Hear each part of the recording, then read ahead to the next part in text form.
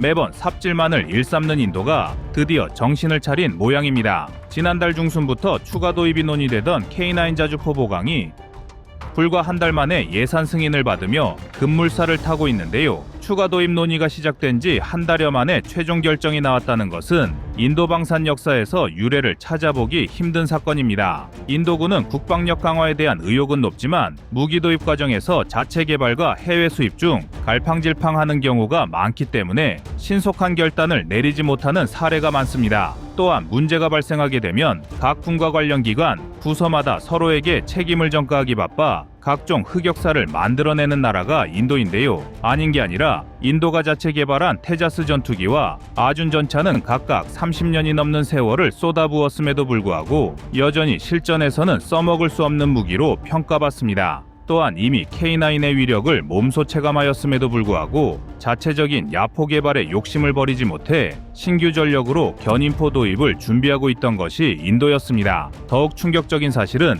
인도가 개발했던 제식 소총은 사격 도중에 탄창이 부서지는 최악의 성능을 보여주며 전 세계를 공포로 몰아넣었습니다. 지금껏 모든 나라를 통틀어도 이 정도로 방위 산업에서 많은 흑역사를 가지고 있는 나라는 찾아보기 어려운데요. 그러나 수많은 고질병을 지니고 있는 인도군조차도 K9의 강력한 성능 앞에서는 어쩔 수 없었습니다. 그리고 이로써 중국은 국경 지역에서 추가로 100문의 K9 자주포를 상대해야 할 위기에 몰렸습니다. 이미 라다크 지역에서 K9의 위력에 겁을 먹고 군을 후방으로 물렸던 중국에게 100문의 K9은 매우 버거운 전력이 될 수 있으며 통상 1개의 보병사단 예하에 4개의 포병대대 72문의 곡사포를 편제한다는 것을 고려하면 100문의 K9은 5개 대대를 훌쩍 넘기는 엄청난 전력입니다. 그래서 준비했습니다. 오늘은 추가로 100문의 K9을 도입하기로 예산을 승인한 인도 소식에 대해 자세히 알려드리겠습니다.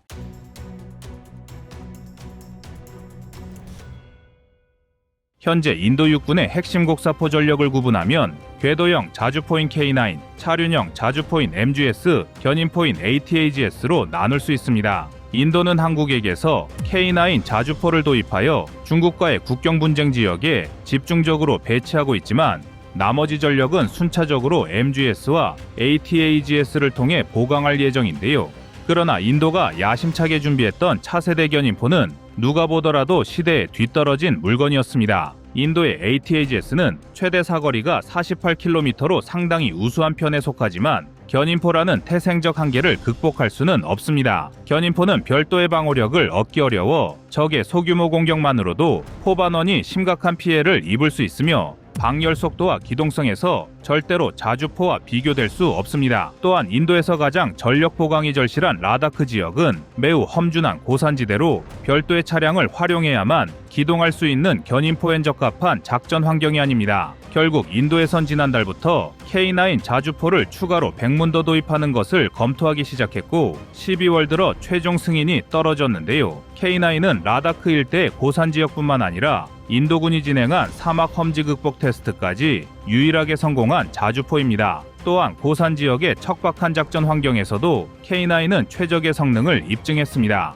고산 지역은 산소가 부족하기 때문에 엔진 성능을 비롯하여 장약의 연소 효율 감소와 승무원의 전투 피로도 증가 등의 문제를 야기합니다. 자주포의 엔진은 산소를 활용하여 연료를 태우는데 고산 지역은 산소가 부족하기 때문에 엔진의 출력이 저하되는 경우가 상당히 많습니다. 이는 비단 인도뿐만 아니라 이와 대치하고 있는 중국도 마찬가지로 겪고 있는 문제로서 중국은 자신들의 전차가 세계 최고라며 인도와의 국경 지역에 배치했지만 고산 지역에선 전차 엔진이 원활한 출력을 내지 못해 망신을 당했는데요. 그러나 한국의 K9은 달랐습니다. 또한 상당수의 사격 절차를 자동화로 진행하는 K9 자주포는 고산 지역에서 발생하는 장약의 연소 효율 감소와 승무원의 전투 피로도 문제도 손쉽게 해결이 가능했습니다. K9은 사격 재원을 산출하는 BTCS-A1 컴퓨터만큼은 아니지만 자주포 내에 장착된 전시기를 사용하여 사격 재원을 자체적으로 산출하는 것이 가능합니다.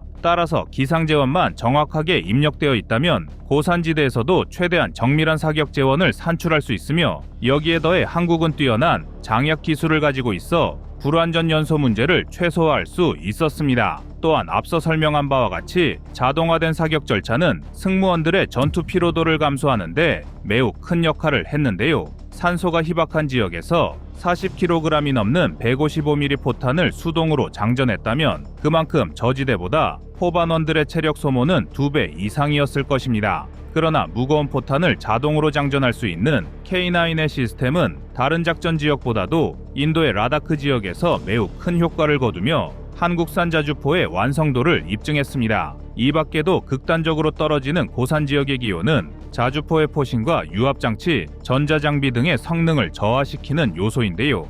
기온이 떨어지는 상황에선 장약의 연소로 발생한 고온, 고압의 가스가 포신의 내구성을 평소보다 더 많이 떨어뜨릴 수 있습니다. 하지만 대한민국의 포신 도금 기술은 이러한 극악의 작전 환경에서도 포신의 내구성을 일정 수준 이상으로 유지할 수 있는 수준입니다. 한국의 포신 도금 기술이 얼마나 뛰어난지 보여주는 일화가 하나 있는데요. 튀르키예는 한국에게서 K2 전차와 K9 자주포의 기술을 이전받아 자체적으로 알타이 전차와 T15 프르트나 자주포를 생산하고 있습니다. 그리고 이 과정에서 포신에 대한 기술도 일정 부분 한국의 전문가들에게 교육을 받았습니다. 그러나 막상 튀르키예 기술자들이 제작한 포신은 전차와 자주포를 가리지 않고 완성도가 떨어지는 문제가 발생했습니다. 사후 지원을 위해 방문한 한국의 기술자조차도 튀르키예가 제작한 포신을 살펴보고 이해할 수 없다는 의견을 드러냈을 정도로 양국의 완성도는 현격한 차이를 보였는데요. 이는 결국 한국이 보유한 기술력은 단순히 기술 이전만으로 구현할 수 없는 수준이며 기술적 완성도와 더불어 작업자의 노하우, 공업 설비 측면에서 한국이 압도적이란 사실을 방증합니다. 그리고 이처럼 완벽한 자주포를 두고 인도는 계속해서 추가 도입이란 결단을 내리고 있으며 루마니아가 54문의 K9과 36대 K10을 도입하면서 1조 3천억 원 이상의 예산을 지출했다는 점을 고려할 때 인도가 100문의 K9을 추가로 도입한다면 최소 2조에서 최대 3조 원 수준의 경제적 이익을 얻을 수 있을 것으로 전망됩니다. 게다가 이러한 K9의 위용은 라다크 지역에 배치된 중국 자주포와 비교하면 더욱 대단한 수준입니다. 중국은 인도와의 국경지대에 PCL-181, PCL-171 등의 차륜형 자주포를 주로 배치했는데요. 그러나 차륜형 자주포는 평지에선 속도가 빠르다는 장점을 가지고 있을지언정 고산지대에선 제대로 된 도로망이 갖춰지지 않은 곳이 많아 기동성을 온전히 활용할 수 없습니다. 또한 차륜형 자주포는 궤도형 자주포보다 방호력 측면에서 상당히 치명적인 단점을 가지고 있습니다.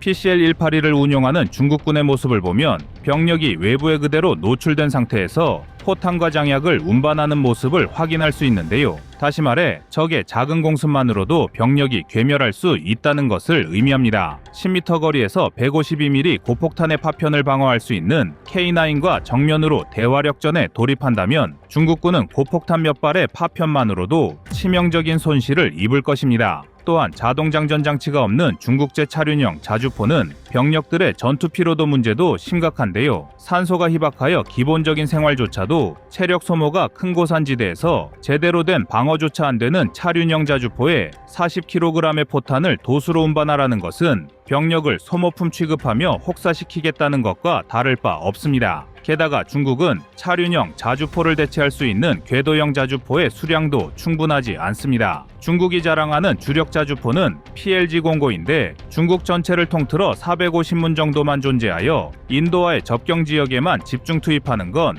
현실적으로 어렵습니다. 이처럼 중국은 자신들의 자주포 전력이 한국의 K9에 미치지 못한다는 것을 직접 경험했으나 그럼에도 불구하고 정신을 차리지 못하고 있습니다. 오히려 자신들의 자주포가 K9보다 더 뛰어나다고 주장하고 있는데요. 그러나 중국이 한국의 K9을 두고 자신들의 자주포보다 뒤떨어진다는 근거 없는 악평을 내뱉은 것은 바로 라다크 지역에서 K9에 대한 두려움을 직접 느꼈기 때문입니다. 또한 인도는 앞으로도 자주포 시장에 큰 손으로 자리할 전망인데요. 현재 인도가 자체적으로 개발하고 있는 MGS 차륜형 자주포와 ATAGS 견인포의 도입 예정 물량을 모두 합산하면 약 1000문 수준입니다. 그러나 인도 방산의 역사를 살펴볼 때 해당 무기 체계들이 제대로 된 성능을 충족한다는 보장은 없으며 아준이나 테자스의 사례만 보더라도 도입 물량이 축소될 확률은 매우 높습니다. 만약 인도제 곡사포들의 성능이 충분하지 않다면 이를 대체할 인도 육군의 자주포 수요는 계속해서 높아질 것이며 이는 K9의 추가 물량 증설을 더욱 기대하게 만드는 요소입니다. 인도는 한국과의 첫 K9 계약에서 백문 도입을 체결하였지만 이후 지속해서 K9의 도입 물량을 증가하고 있습니다. 이러한 인도군의 행보는 K9의 성능에 매우 만족하고 있다는 것을 방증하며 자국의 곡사포 개발이 지지부진하다면 언제든 대체 전력으로 K9을 먼저 떠올릴 수 있다는 것을 의미하는데요. 한국이 인도에서 K9 수출을 증대하면 증대할수록 막대한 경제적 이익은 물론이고 중국의 허접한 자주포를 더욱 돋보이게 만드는 효과까지 얻을 것입니다.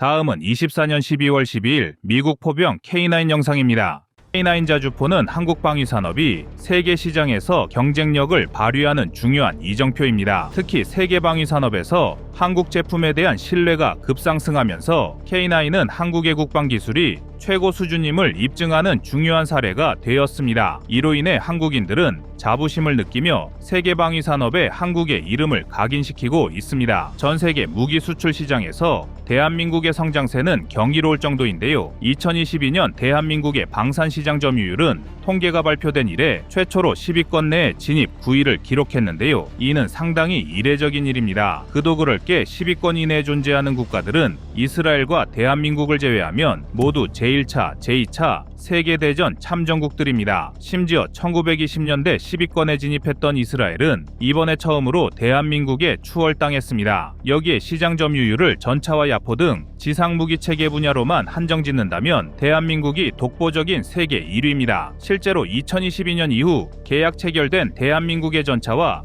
야포의 비중은 각각 990대와 1232문으로 도합 2000대를 훌쩍 넘어가는데요. 이는 천조국이라 불리는 미국을 뛰어넘는 놀라운 수치입니다. 그동안 미국은 지상전 무기를 등한시해왔으며 공중전력 강화에 치중하는 경향을 보였는데요. 우크라이나 전쟁이 터지면서 상황은 대반전을 맞이했습니다. 이라크전, 아프가니스탄전 등 미국이 경험한 여러 현대전은 전장이 제한적이었고 자주포보다는 압도적인 공중전력의 화력 지원이 효과적이었지만 결국 나라 대 나라 간의 전면전에서는 여전히 포격전을 빼놓을 수 없었습니다. 더군다나 군사기술의 전반적인 수준 향상이 이루어지면서 중국과 러시아의 방공망은 날이 갈수록 촘촘해지고 있는데요. 오죽하면 미국조차 중국, 러시아와의 육상 전력 격차를 좁히기 위해 오랫동안 방치해왔던 차세대 자주포 개발을 시작했습니다. 그러나 이 프로젝트는 바로 제동이 걸렸습니다. 바로 완성형 자주포 대한민국의 K9 때문이었는데요. 미국은 지난 2022년부터 올해까지 애리조나에 위치한 사격 시험장에서 대한민국의 K9A1 자주포와 K10 탄약 보급 장갑차를 테스트해 왔습니다. 특히 미국의 최첨단 155mm 포탄 호환성 테스트는 쉽게 말해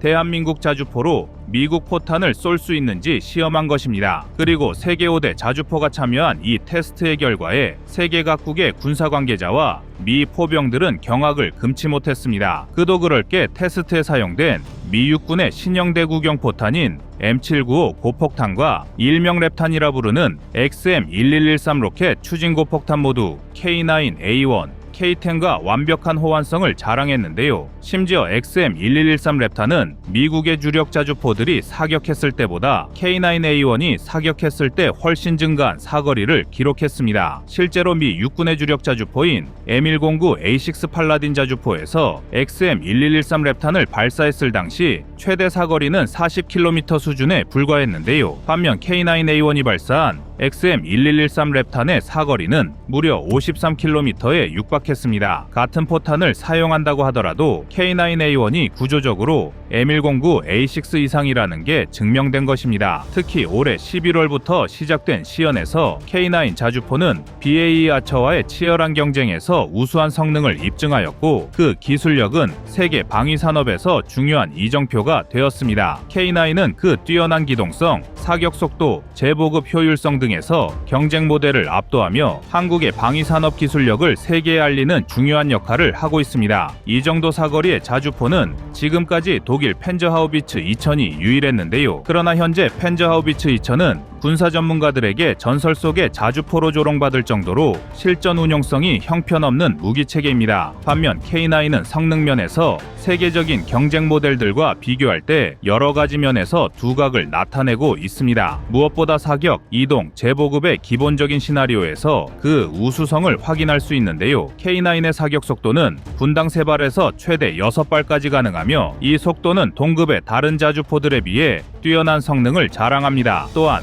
K9은 자동화된 로딩 시스템을 통해 짧은 시간 안에 정확한 사격을 반복할 수 있어 전장에서 빠르게 상황에 대응할 수 있는 능력을 갖추고 있습니다. 특히 전방에서의 압박이 극대화되는 상황에서 빠른 사격이 큰 차이를 만듭니다. 또한 K9은 기동성에서 뛰어난 성능을 발휘하고 있습니다. 강력한 엔진과 차체 설계 덕분에 기동성이 매우 우수하며 전장에서 빠르게 위치를 변경하면서 적의 포격에 대한 피해를 최소화할 수 있습니다. 이 점에서 K9은 이동성에서 한층 더 강화된 성능을 제공하며 이는 전술적인 우위를 점하는 데 필수적인 요소입니다. 이런 K9 때문에 미국은 XM2001 크루세이더라 명명된 차세대 자주포 개발을 포기했고 다 영역 작전 수행이 가능한 사거리 연장 화포 개발 계획 일명 에르카 프로젝트의 M1299라는 차세대 자주포 개발도 중단했습니다. 사실 공개된 스펙상으로 M1299의 파괴력은 무시무시합니다. 사거리는 무려 70km에 육박했는데요. 포신 길이만 9m에 달하는 58구경장 장포신을 탑재하면서 구조적인 혁신에 성공했기 때문입니다. 게다가 M1299는 포탄과 장약까지 모두 자동으로 장전하는 자동 탄약 처리 체계 AHS를 적용한 덕분에 시험 테스트에서 최대 분당 열발의 발사 속도를 기록했습니다. 이는 기존 M109 A6 팔라딘과 비교했을 때 2배 이상 상승한 수치였습니다. 그러나 M1299의 화려한 기록은 어디까지나 보여주기식에 불과했습니다. 먼저 70km의 압도적인 사거리는 M982 엑스칼리버라는 특수포탄을 이용한 한정적인 결과였습니다. M982 엑스칼리버는 미국 레이시온사가 개발한 155mm 지능형 포탄으로 GPS와 글라이더가 장착되어 있어 보통의 곡사포와는 달리 활강 비행을 통해 목표물을 타격하는데요. 일종의 유도포탄인 만큼 기존 M109 A6 팔라딘으로 발사했을 때도 45km의 사거리를 기록했을 만큼 사거리와 명중률을 극단적으로 끌어올린 포탄입니다. 그리고 뛰어난 성능만큼 가격이 말도 안 되게 비싼데요. M982 엑스칼리버는 한 발당 가격이 68,000달러, 한화 약 9천만 원에 육박합니다. 이럴 거면 굳이 자주포를 쓸 필요가 없어집니다. 단적으로 K239 천무의 239mm 유도 로켓의 가격은 한 발당 약 5천만 원 안팎으로 알려져 있습니다. 또한 평균 사거리도 80km에 달하는데요. 더군다나 자주포의 역할은 지역 제압이지 특정 목표물 파괴가 아닙니다. 지역 제압을 위해 9천만 원짜리 포탄을 때려붓는 건 아무리 따져도 수지타산이 맞지 않습니다. 이런 상황에 K9A1이 자주포로서 가장 이상적인 성능을 보여줬으니 미국으로서는 고민이 깊어질 수밖에 없는 것입니다. K9A1으로도 기존의 포탄을 모두 운용할 수 있고 필요시 M982 엑스칼리버 또한 발사할 수 있으니 굳이 개발을 이어갈 필요성을 느끼지 못하는 것입니다. 게다가 대한민국은 영국 차기 자주포 사업에 참여하면서 K9A2를 공개하며 K9A1을 스스로 뛰어넘어 버렸습니다. 애초에 M1299의 자동 탄약 처리 체계는 K9A2를 상당 부분 벤치마킹한 구조인데요. M1299의 구조를 보면 일반적인 자주포와는 달리 뒷부분이 툭 튀어나왔다는 것을 알 수 있습니다. 이는 지난 2022년 9월 영국 DVD 전시회에서 처음 공개한 K9A2와 동일한 형상입니다. 탄약 자동 장전 시스템을 탑재하면서 탄약을 차체에 장약을 포탑에 보관하기 때문인데요. 실제로 K9A2는 이미 분당 9발에서 10발 최대 발사 속도를 기록했고 M1299와 달리 양산 단계까지 가능한 상황입니다. 현재 K9의 유일한 경쟁자는 BA24의 아처로 꼽히고 있는데요. 두 자주포는 기술적으로 매우 다른 접근 방식을 가지고 있지만 K9이 전장에서 특히 두각을 나타내는 이유는 전술적인 다양성과 기동성에 있습니다. BA 아처는 자동화된 사격 시스템을 갖추고 있지만 K9은 이를 더욱 효율적으로 활용하는 자동화된 로딩 시스템 덕분에 보다 높은 사격 속도를 자랑합니다. 이뿐만이 아닙니다. K9은 미래 확장성 측면에서 무궁무진한 잠재력을 보유하고 있습니다. 그 대표적인 게 바로 차기 개량형 K9A3입니다. K9A3는 2030년대 초반 실전 배치를 목표로 개발이 진행 중인데요. 현재까지 공개된 정보를 종합해보면 K9A3의 최대 발사 속도는 K9A2는 물론 M1299와 비교했을 때도 최소 30% 이상 증가한 분당 12발에 달합니다. 심지어 M1299와 마찬가지로 58 구경장 포신이 탑재되어 최소 100km 이상의 사거리를 확보하고 있습니다. 미국이 주춤하는 사이 대한민국은 이미 지난 2009년부터 2011년까지 총 33억 원의 예산을 투자해서 58 구경장에 사용할 복합제 포신 개발 사업을 진행한 덕분인데요. K9 자주포와 K2 전차 포신을 개발한 현대위아에서도 벌써 155mm 58 구경장 포신 개발을 위한 연구를 활발하게 진행 중입니다. 특히 K9A3의 가장 큰 차별점은 완전 무인화, 즉 원격 조종이 가능하다는 점인데요. K9A2에서 극한의 자동화 기술로 기존 5명이던 운영 병력을 3명으로 줄인 만큼 아예 로봇화된 자주곡 사포를 구현하는 것이 최종 목표입니다. 이처럼 대한민국은 세계 최고의 자주포 대국으로서의 면모를 제대로 보여주고 있는데요. 특히 폴란드, 루마니아, 인도, 노르웨이 등 여러 나라에 수출하면서 방위산업 수출의 선두주자로 자리 잡았습니다. 이제 K9은 단순한 자주포가 아닌 전술적인 패러다임을 바꾸는 혁신적인 무기로 평가받고 있는데요. 앞으로도 K9이 글로벌 자주포 시장을 선도하길 바라겠습니다. 이상 꺼리튜브의 두 번째 미션이었습니다.